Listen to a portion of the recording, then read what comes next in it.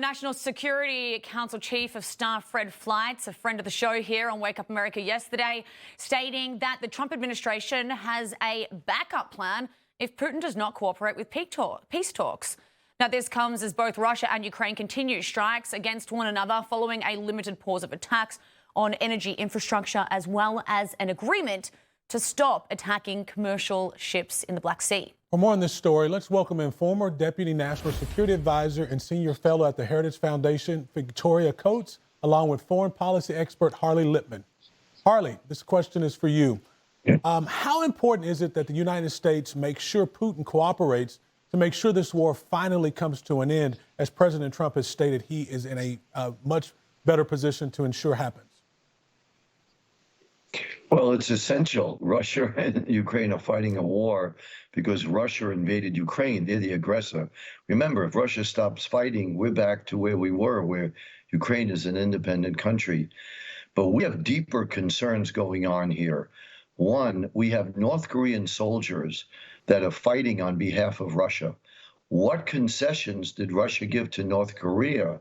Are they giving them advanced missile technology so that North Korea could fire missiles at the United States, which North Korea has stated is one of their main goals?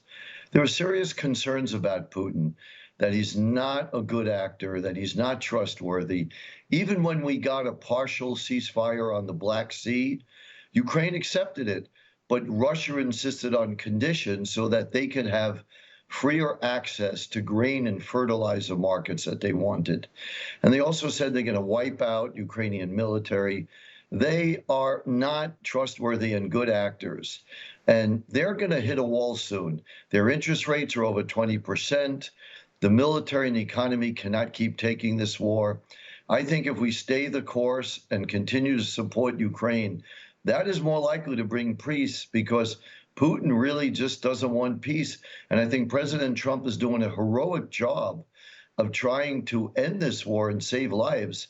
But when you have a country that abducts 25 to 30,000 children from Ukraine and change their names, these are just not good people, and they're not people you're going to be able to get a peace treaty with. That was a breath of fresh air to listen to, Harley. Thank you for really explaining it so perfectly. Victoria, to you now, because every day it seems like we're hearing from White House officials that we're inching closer to the end of the conflict. But really, we need to know, are we actually, or is this just talk at the moment? What's your take on the situation? Well, I think talk is actually progress, because we had no talk for more than 3 years under the Biden administration. Absolutely. And no progress toward any sort of a deal. So I think that is a good thing to have brought everyone to the table. I think having these diplomatic meetings with the Russians in Riyadh, a neutral third site, is also helpful. But to Harley's point, I think we're going to have to create the circumstances in Russia where Putin is incentivized by self-interest, because that's the only thing that will motivate him to make a deal. And so there are a lot of additional sanctions that President Biden was too timid to put onto Russia because he didn't want to produce a lot of energy here at home, and that is Russia's main export.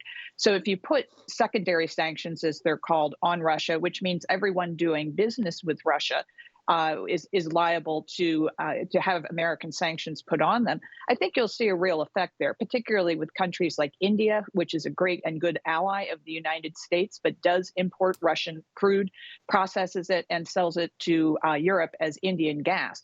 We can cut that off. That's a major source of revenue for Putin, and given the weakness in his economy, I think that could be effective. It's interesting because you bring up a really good point, Victoria, about how sanctions could, incentivize Putin. But we know that the rest of the world is also watching. So, Harley, French President Emmanuel Macron, following a summit in Paris to strengthen support for Ukraine, said that both France and Britain will continue to move ahead with plans to deploy troops in Ukraine. What is your take on France's peacekeeping mission plan? Is it going to work? Is it the right move at the right time? Well, it's certainly well-intentioned. And none of this would have happened if President Trump and his cabinet didn't say that the United States seems to be, I don't know if walking away from NATO is the right word, but certainly frightening Europe, that they have to pay their far larger share than they've had. Europe has really been dependent on the United States. We've been paying too large a share of the defense budget to protect Europe. After all, the war in Ukraine is in their backyard, not in America's backyard. So we can't care more than they do. They have to be able to pick up the larger share of the burden. And they've gotten frightened by President Trump. So I think President Trump was brilliant in that approach, because now Europe is saying, well, we may have to go it alone. We better improve our military and spend more of our money on the GDP, like at about 5%. Peace through strength. Absolutely. Amen. All right. Victoria Coates, Harley Lippman, thank you both so much for your time today. Incredible insight that you gave us. Thank you.